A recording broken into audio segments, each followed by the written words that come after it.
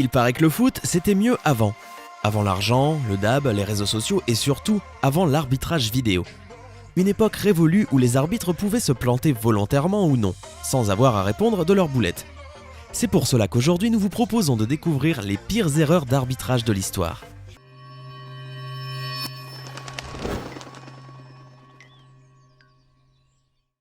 Coupe du Monde 2002, Corée du Sud, Italie. Ce huitième de finale du mondial coréen fut une véritable boucherie. La faute aux Italiens pour commencer, qui ont, comme à leur habitude, sorti la grande faucheuse pendant toute la rencontre, découpant allègrement les guibolles de passage.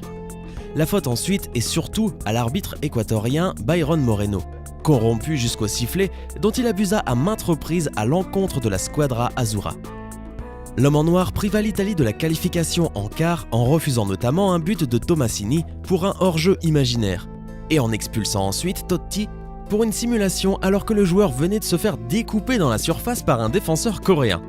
Petite consolation pour les Italiens, M. Moreno a depuis été écroué, non pas pour son mauvais arbitrage, mais pour trafic de cocaïne. Finale Coupe du Monde 1966, Angleterre-Allemagne. Les Anglais ont beau chouiner dès qu'ils affrontent les Allemands, sur un terrain de foot évidemment, ils oublient un peu vite qu'ils leur ont mis une belle carotte en finale de Coupe du Monde 1966 en Angleterre. Les deux équipes à égalité au terme des 90 minutes disputèrent les prolongations. Quand, à la 101e minute, l'arbitre accorda un but inexistant aux Anglais après une frappe sur la barre transversale qui rebondit sur la ligne. L'arbitre de touche accorde le but et fait au passage de Geoffrey Hurst le premier à inscrire un triplé en Coupe du Monde. Les Allemands, dépités, baissent les bras et encaissent même un quatrième but. Plusieurs analyses quelques années après prouveront que le ballon n'avait pas franchi la ligne. Le sujet reste toujours sensible en Angleterre, mais la polémique n'a jamais été relancée outre-Manche. Interdiction de remettre en question l'étoile brodée sur le maillot des Three Lions. Demi-finale de la C1 1990, OM Benfica. Dans la famille des coups de main donnés au destin, celui de l'Angolais Vata en demi-finale de la Coupe des Champions 1990 face à l'OM est gravé à jamais dans les mémoires phocéennes. En déviant le ballon du bras dans les cages de l'immense Jean Castaneda, le joueur de Benfica va certes briser sur le moment le rêve des Marseillais. Mais il va rappeler une règle fondamentale dans le football de haut niveau. Peu importe la manière, l'histoire ne retient que les vainqueurs. Une réalité que l'OM méditera 3 ans avant de soulever la coupe en 93 face à Argentine-France 1930. 6 minutes en moins. La première Coupe du Monde de football de l'histoire se déroule en Uruguay à l'occasion du centenaire de l'indépendance du pays. Peu de pays européens se déplacent car le long voyage en bateau et les frais engendrés sont très dissuasifs pour des pays qui sortent tout juste de la crise du krach de 1929. L'équipe de France est-elle pourtant bien présente dans cette compétition et vivra, lors de son second match face à l'Argentine, un match en 2 temps assez incroyable. Ultra favorite de cette rencontre, l'Argentine met la pression sur la cage française pendant toute la rencontre. Mais un formidable Alex Teppo semble être infranchissable dans le but français. Il faut attendre un coup franc de Luigi Monti pour voir l'Argentine prendre la tête dans ce match. Il reste alors près de 6 minutes à jouer quand M. Almeida Rego, l'arbitre brésilien du match, siffle la fin de la rencontre. Les joueurs sont surpris et rentrent au vestiaire prendre leur douche. Le public gronde, la tension monte dans les tribunes. On parle à l'arbitre, on lui fait reconnaître son erreur. Finalement, celui-ci demande aux joueurs de se rhabiller alors que certains sont déjà sous la douche, pour jouer les 6 dernières minutes du match. Sous les vivas de la foule uruguayenne en liesse, les joueurs reviennent. Le score du match en restera là avec une victoire de l'Argentine 1-0. Les joueurs sont bons pour une seconde douche et malgré la défaite, Alex Teppo, le gardien des Bleus, sera porté en triomphe par les spectateurs uruguayens. Match de bagarre Coupe du Monde 2010, France-Irlande. C'était il y a presque 8 ans, le 18 novembre 2009. La France et l'Irlande s'affrontent pour une place en Coupe du Monde 2010 en Afrique du Sud.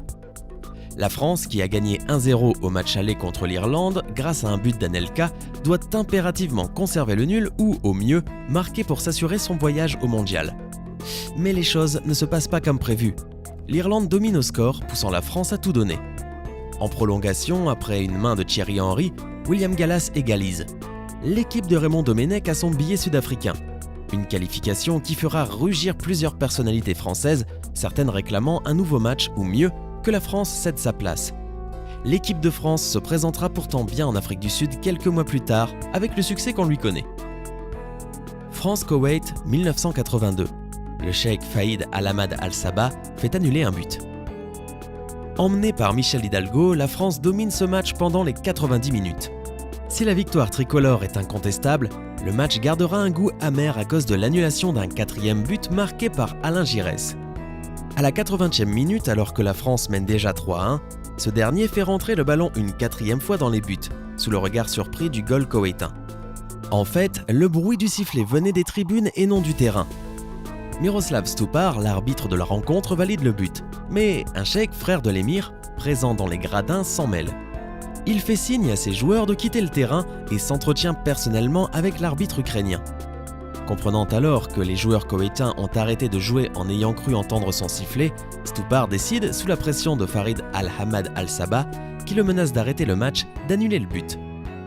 La contestation dans le stade est presque totale. Hidalgo, furieux, est prêt à en découdre, mais le jeu reprend. Heureusement, quelques minutes plus tard, la France marque à nouveau, et cette fois-ci, aucune contestation n'est possible. Suite à cette affaire, Miroslav Stupar, qui s'était défendu en justifiant l'absence de règles pour ce cas de figure, fut radié des rangs de la FIFA. Argentine-Angleterre, 1986, la main de Dieu. C'est l'un des buts les plus contestés de toute l'histoire du football. L'Argentine dispute son quart de finale contre l'Angleterre. Alors que le score est toujours de 0-0 à la 51e minute, Maradona marque un but, de la main. Validé par les arbitres, il portera le surnom de « la main de Dieu ». Ce but, doublé ensuite par Maradona, fit basculer le destin de l'équipe argentine, qui accédera à la demi-finale avant de gagner la compétition. Depuis, l'histoire a retenu que l'inspiré Maradona aurait répliqué à la presse que son but avait été inscrit par la main de Dieu, comme pour se dédouaner de la responsabilité de l'infraction. Il s'agit cependant du geste d'anti-jeu le plus célèbre de l'histoire du foot. Quart de finale de la Coupe du Monde 2010, Allemagne-Angleterre. Floué 44 ans plus tôt après une erreur d'arbitrage similaire en finale de Coupe du Monde face à ces mêmes Anglais, l'Allemagne va cette fois inverser les rôles. La Mannschaft mène 2-1 à la 37e lorsque Frank Lampard envoie un lob qui heurte la transversale avant d'entrer de 50 cm dans le but de Neuer et de revenir miraculeusement dans les bras du gardien. L'arbitre n'y voit que du feu et n'accorde pas le but égalisateur aux Anglais. Le miracle a failli avoir lieu et l'Allemagne ne se prive pas pour saigner les Anglais en inscrivant 2 autres buts synonymes de qualification pour les demi-finales. Dukopolje Szeged.